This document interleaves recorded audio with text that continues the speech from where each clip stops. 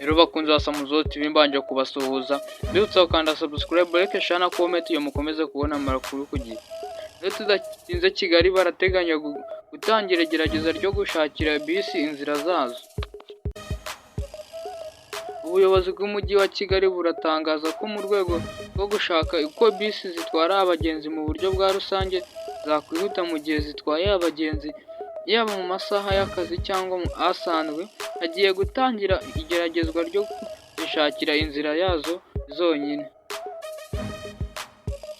Umujyi wa Kigali uvuga ko barimo bashaka uburyo bisi zihabwa inzira yazo zonyine, cyane cyane mu masaha akunzwe kugaragaramo umuvundo w'ibinyabiziga, uburyo nta kinyabiziga kizajya kizitambika kugira ngo abantu barusheho kugenda neza kandi bagere ku gihe aho bagiye.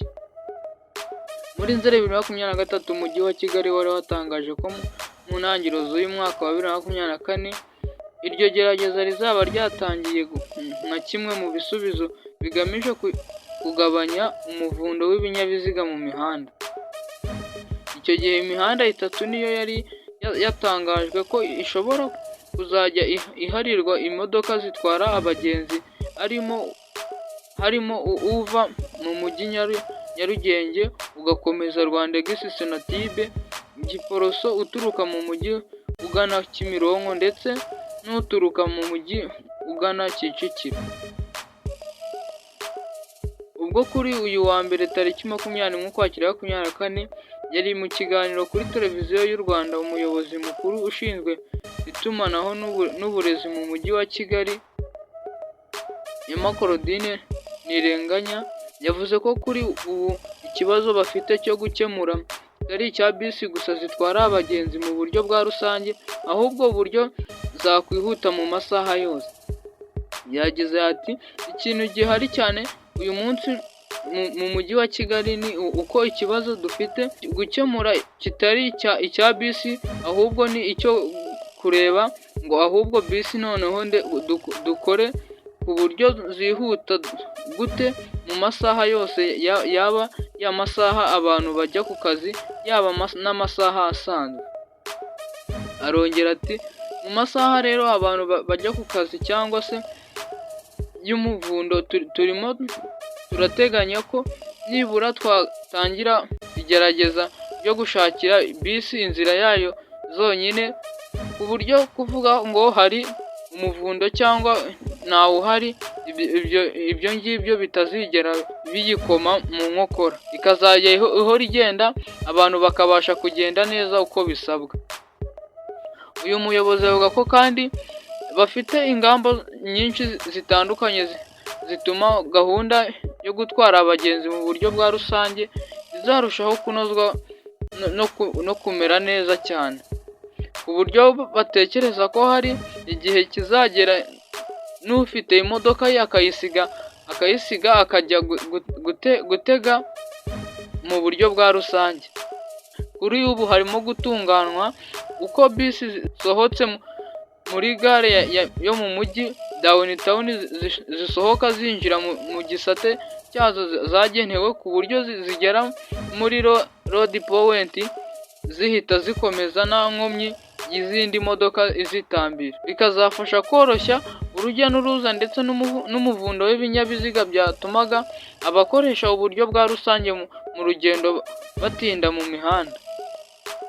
Bitewe n'imiterere y'umujyi wa Kigali usanga amasaha abagenzi abari benshi ari mu masaha y'igitondo guhera saa 12 kugera saa 4 ndetse na nimugoroba kuva saa 11 kugera saa 4 n'igice za nimugoroba. Mu rwego rwo guhangana n'iki kibazo cy'abagenzi bakunda kuba benshi muri ayo masaha, umujyi wa Kigali ukomeje gushyira imbaraga mu kubaka ibikorwa remezo by'imihanda ishobora kwifashishwa nk'uwa Kimicanga, Kacyiru, Golf House, Nyarutarama ushobora kwifashishwa n'abatuye Kibagabaga, Kimironko na Remera berekeza mu mujyi. Hari undi muhanda uri inyuma y'ahahoze ari Sport View Hotel uteganye na Stade Mahoro Kagarama Baho Hospital Nyarutarama ndetse n'umuhanda wa Kabeza mu Itunda. Busanza ushobora gufasha abavuye muri Kanombe, Niboyi n'ahandi batazanyuza mu muhanda mugari.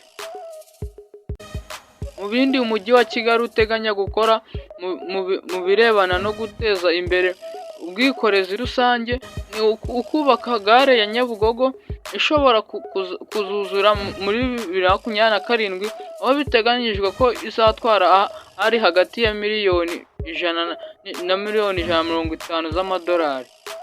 Hari kandi undi mushinga wo gukoreshwa utumodoka two mu kirere. Umuyobozi w'umujyi wa Kigali Dusengimana Samuel uherutse gutangaza ko ingingo yawo yarangiye kandi ko uri mu bizakorwa mu myaka 5 iri imbere. Iki ngiki ni igikorwa cyiza abayobozi b'umujyi wa Kigali bafitiye abaturage n'abagituye bose hamwe muri rusange. Dukwiye kubyishimira, ahubwo tukavuga ati babishyire mu bikorwa vuba, tujye tugera aho tugiye amahoro nta gutinda mu nzira byica ingendo zacu. Iyo ngaka kuyagezaho n'icyako cyose Muzo TV, bibutsa ukanda subscribe, like, share na comment, mukomeze kubona amakuru ku gihe. Thank you.